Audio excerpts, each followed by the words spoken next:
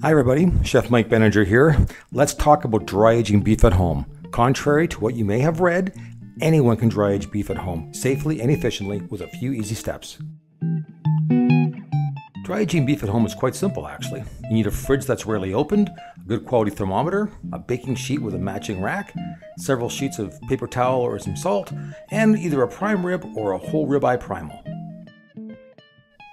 For the vast majority of the population, personal chefs included, big box stores like Sam's Clubs or Costco are your best choice to buy the whole primal cuts. My first step in dry aging any primal is to first blot off the protein solution that it comes shipped in. This solution helps it to keep longer in the plastic wrap, but since we're dry aging anyway and want it as dry as possible, blot this off as thoroughly as possible.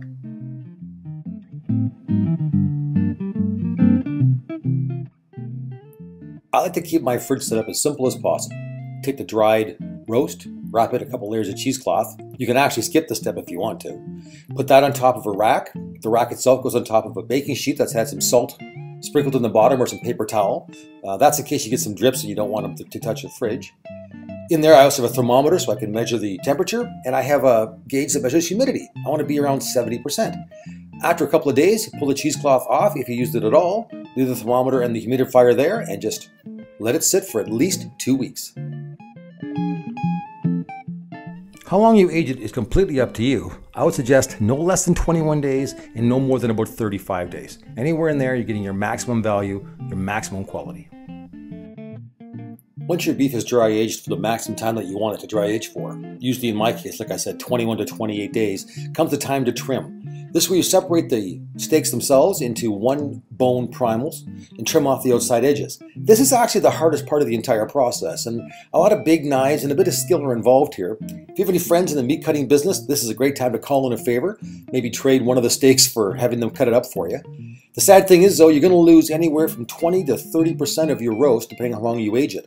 And it's kind of sad to see that money all go in the bin, but what's left over is a spectacular experience.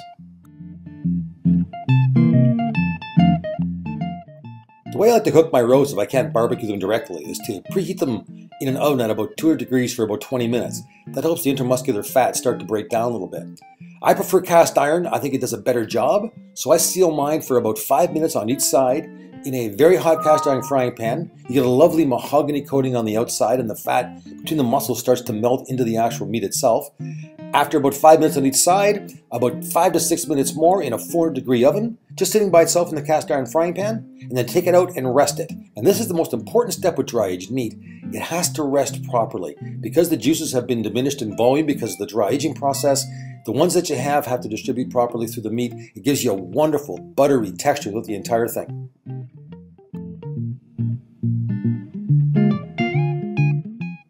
One big mistake that amateurs make when cooking dry-aged beef compared to wet-aged beef is they overcook it. Wet-aged beef takes much longer to cook than dry-aged does. So whatever time you think your dry-aged should take 2 minutes off. Remember, you can always cook it a bit more. You can't uncook what you've done.